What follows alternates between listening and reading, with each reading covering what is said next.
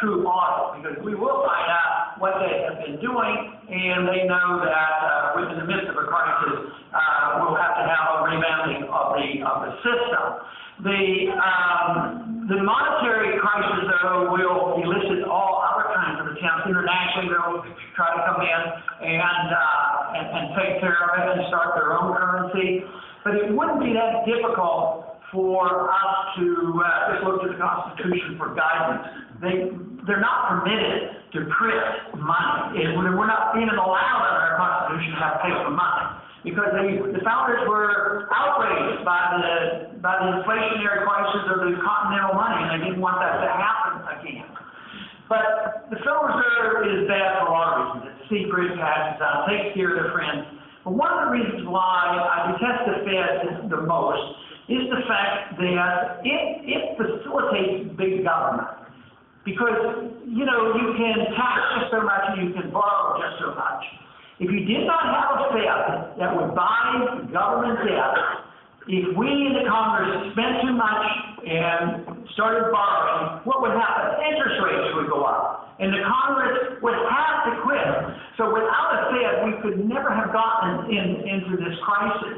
And what does Congress spend the money on? Well, it's a bipartisan agreement. We spend it on war and welfare. And therefore, the military machine grows and the welfare system keeps growing. And irresponsibly, because the facilitator, the Federal Reserve, always takes care of that debt. And that's how we just keep digging deeper and deeper hole.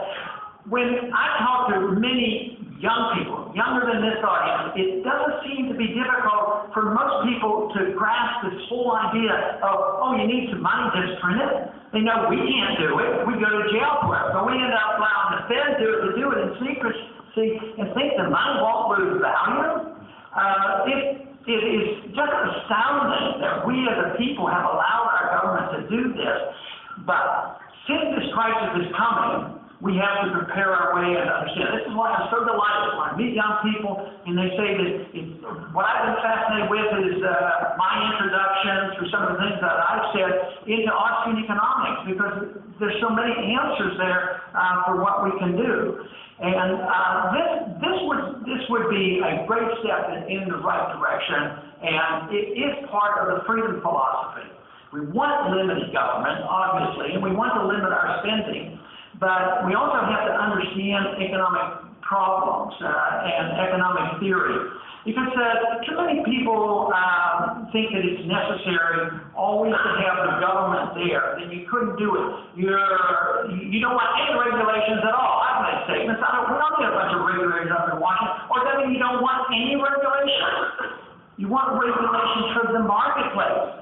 What they do is they cancel out the marketplace. For instance, if you get overextended and you can't pay your bills, there is a bankruptcy. You don't get bailed out by the government. I mean, you don't have companies like General Motors and all the banks get bailed out by the taxpayers. So there is a lot of regulations. You have to, we should put regulations on counterfeiting, of course, but the government counterfeiting as well as individual counterfeiting, because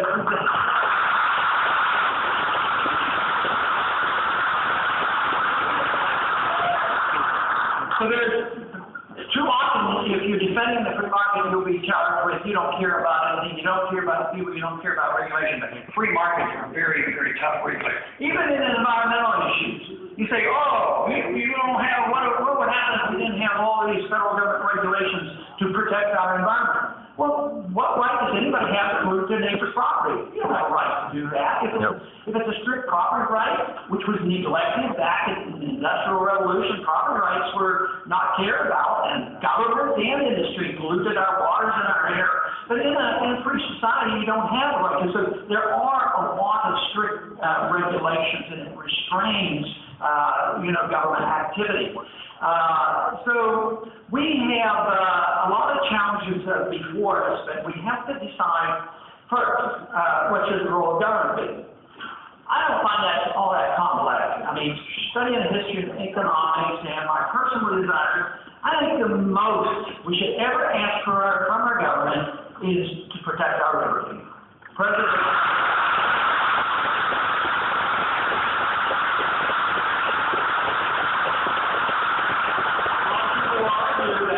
laissez-faire. People can do anything they want, and nobody will be taken care of, and there will be no safety net. But the alternative, if you had a free society and you had your liberties, you know, you would have more prosperity. The country would be richer, it would be better distributed, and people are very generous, and we did live that way over time, and there were people starving or having no medical care before. But we have to have an understanding and a confidence in freedom, that it does work, but we have lost our confidence. We have, as a people, come around and thinking, oh, it won't work if the government doesn't do this. They have to take care of it. The big problem with that is, if you get soft and you say, well, yes, the poor, we want to help, and you introduce this notion of welfare transfer to the needy, what happens is the rich get all the benefits. They're the ones who get, you know, they might be the ones in the military-industrial complex who contrive to have a foreign policy that we have, and they make billions of dollars off this, and they throw crumbs to the poor. I don't think the poor people wake out. They lose their job and their dignity and everything else because we have lost our confidence in how a free society works. You know, a lot of data, and I notice our president will say this on occasion, but I hear it all the time. They say, well, we need to solve this problem. We know what I'm saying is correct, and you're right, we need to do something. And the only way we can do this is everybody has to sacrifice. And, you know, I just don't buy into that thing. You know, why would it be a sacrifice to you if I delivered to you a society which made you a free person? And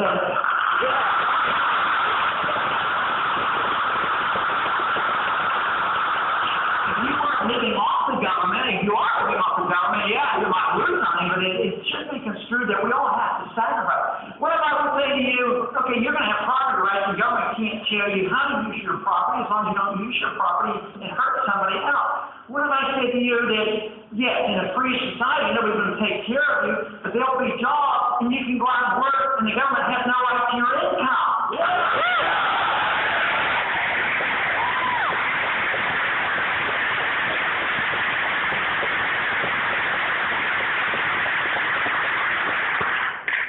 Liberals and some conservatives have slipped into saying that, you know, if you give a tax break to somebody, it will be a cost to government. I think that's one of the most atrocious statements because it concedes that you endorse the idea that the government owns everything you make. You know, they assume they own 100% and they allow you to keep a certain percentage.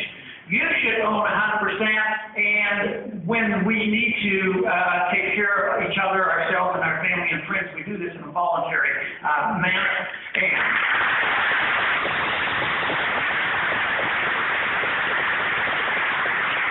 And we don't have to sacrifice. The same way when it comes to, that is for economic security. What about personal security? What do they tell you, especially since 9/11? They say, well, we'll take care of you. We're going to make you safe. Our job in government is to make you safe, but you have to give up a little bit of your freedoms.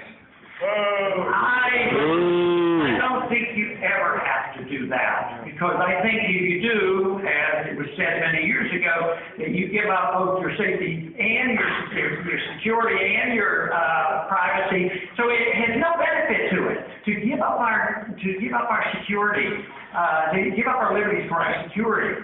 But that's what they tell us. We don't have confidence. Private property rights do a whole lot to provide our security. Matter of fact, I think probably 95% of our safety today, or higher, isn't provided because there's a policeman outside your door. It's probably because a lot of you believe in the Second Amendment.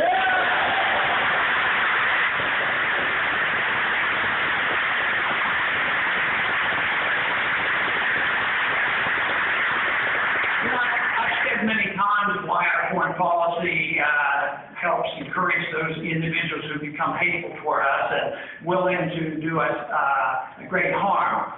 But the stage that was set prior to 9/11 was in many ways set by our government, not only with the foreign policy and the blowback theory, but the fact that security was already a government function. The government was in charge of checking us out. And they had rules. Don't ever resist a hijacker.